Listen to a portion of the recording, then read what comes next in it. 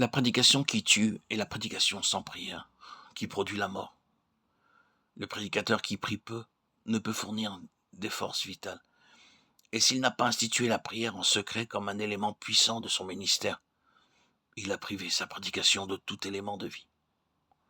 On aura la prière professionnelle, mais cette prière formaliste aide la prédication formaliste dans son œuvre de mort.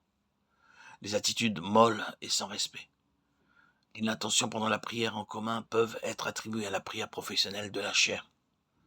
Dans beaucoup de chair, on entend des prières longues, sèches et sans vie. L'onction et le cœur n'y sont pas. Elles glacent le culte, produisent la mort. Et la piété a péri sous leur souffle inanimé. Plus elles sont mortes, plus elles tendent à s'allonger. Il faut des prières courtes, vivantes, partant du cœur, inspirées par l'esprit, directes, ardentes et simples. Si l'on crée une école pour apprendre la manière de prier comme Dieu veut qu'on prie, cette école serait plus utile aux prédicateurs pour leur enseigner la vraie piété, le vrai culte et la vraie prédication que ne le sont toutes les écoles de théologie. Arrêtez-vous, réfléchissez. Où sommes-nous? Que faisons-nous? Prêchons-nous pour tuer? Prions-nous pour tuer? Priez Dieu, le grand Dieu, le créateur des mondes, le juge de l'humanité entière. Quel respect, quelle simplicité, quelle sincérité, quelles vérités sont nécessaires pour cela?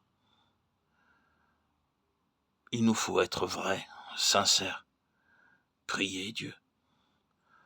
L'homme ne peut avoir une plus magnifique occupation, accomplir un effort plus noble, chercher un but plus réel.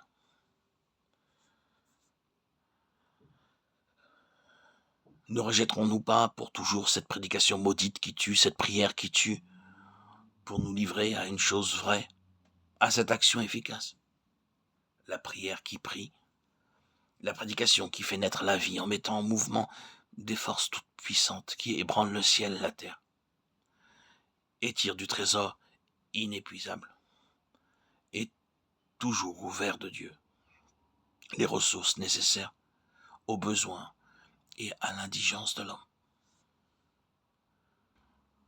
Le diable serait peu habile et au-dessous de sa réputation si son influence la plus néfaste ne chercherait pas à s'exercer sur le prédicateur, sur son œuvre, étant donné la puissance de la prédication et les responsabilités qu'elle impose.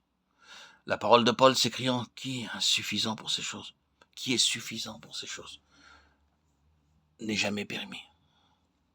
Paul dit, notre capacité vient de Dieu, qui nous a fait aussi ministres du Nouveau Testament, non de la lettre, mais de l'esprit, car la lettre tue et l'esprit vivifie. Le vrai ministère est une puissance due à la prière. Quand l'Esprit de Dieu, par l'onction, repose sur le prédicateur, quand le fruit de l'Esprit est dans son cœur, quand l'Esprit de Dieu a vivifié l'homme et sa parole, la prédication de cet homme donne la vie, comme le printemps produit la vie, comme la résurrection rend la vie, comme l'été apporte une vie plus ardente, et l'automne des fruits arrivés à maturité. Le prédicateur, dans la prière, par la prière, est vivant, vivifiant, est un homme de Dieu, dont le cœur est alors altéré de Dieu, et chez lequel, par la puissance de l'Esprit de Dieu, la chair et le monde ont été crucifiés. Son ministère ressemble au flot vivifiant d'un puissant fleuve. La prédication qui tue est celle qui est dépourvue de prière, de spiritualité, parce qu'elle ne vient pas de Dieu. Ce n'est pas Dieu qui a produit en elle la force et l'énergie.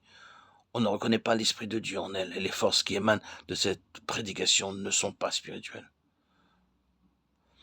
Elles peuvent ressembler à des forces spirituelles, mais elles n'en sont que la contrefaçon et l'ombre. Elles ne peuvent donner la vie. La lettre tue, la prière vivifie.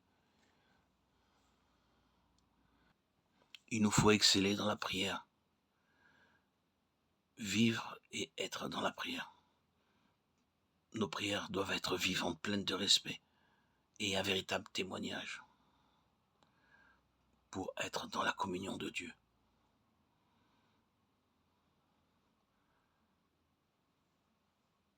Être et vivre dans la crainte et la vénération de Dieu.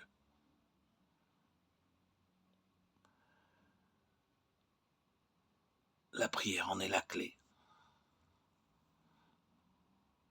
La prière est la nourriture nécessaire pour vivre de cette vie spirituelle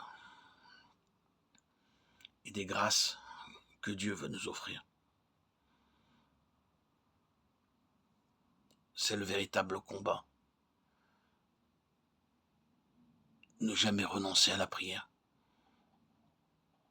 Prier, c'est semer des graines qui fleuriront en temps voulu. Prier pour être dans la louange, dans l'adoration, dans la demande.